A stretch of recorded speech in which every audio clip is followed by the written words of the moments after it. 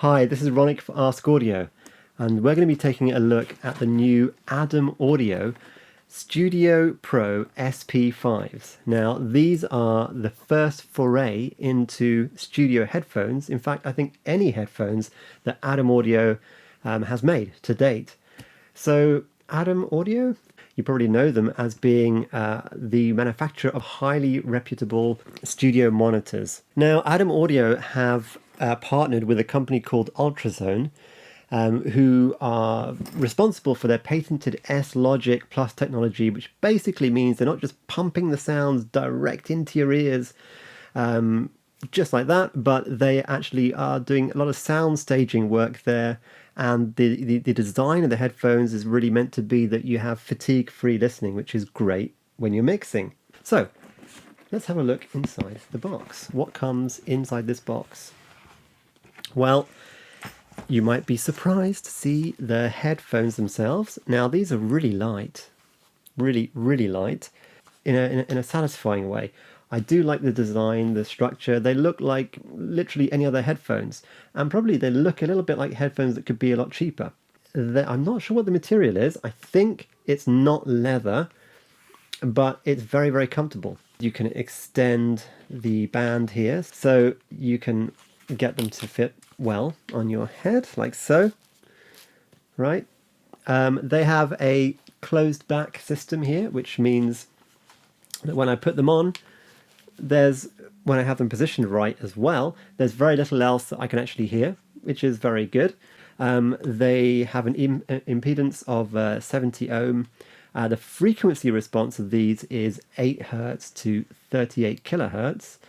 And as I said before, they use the S-Logic technology. So what else is in the box? Well, we have a few different cables. So if you want, you can have this kind of cable, 8-inch to 8-inch, and it just plugs directly into the headphones like so. I should also mention, well, that's a very satisfying way of connecting them in. I should also mention that these fold very easily, so nice to transport, quite easy to transport. They move around, the cups move around as well here. But my favorite kind of headphone is like so. It has the nice coil. All right, so these headphones are retailing, I believe, at about £500, $500 mark. That's quite expensive for headphones. You can get some pretty decent ones. The DT770s, for example, are ones that I tend to use most. Or you've got some really nice ones which are maybe a little bit more expensive, like the Master and Dynamic ones, these are particularly good, but nowhere near as comfortable, despite the heavy leather presence, nowhere near as comfortable to wear for me for long periods of time. I've been using these Adams for a little while now, a couple of days, because they sent them to me a few days ago, soon after they were announced, and I have to say that I really do actually enjoy using them. They certainly are easy to wear for long periods of time.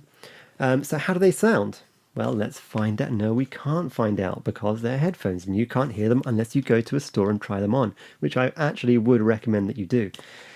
How do they sound? Well, in my opinion, from listening to other headphones, from earbuds, cheap earbuds, through to more expensive Sennheiser ones, through to Master and Dynamic and Bayer Dynamic, and all the different dynamic headphones, including these, I like these a lot.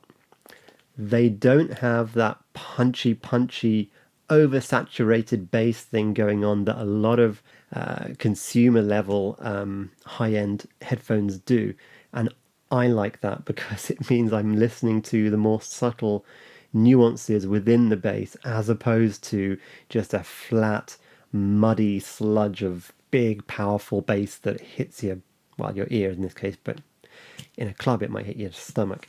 Anyway, so I'd say they accentuate the mids and the highs a little bit more. I get clarity rather than tinniness, so I'm really happy with the sounds on these, and I would find these Adams to be headphones that I would mix on. I'd be happy to mix on.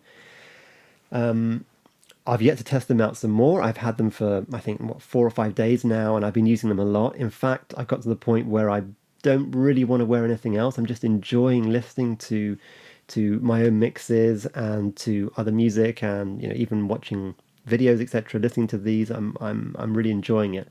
But again, if you're looking for I don't know, an Apple Beats style headphone, yeah, you can get something cheaper, a bit cheaper, and which is going to really push that bass into your ears.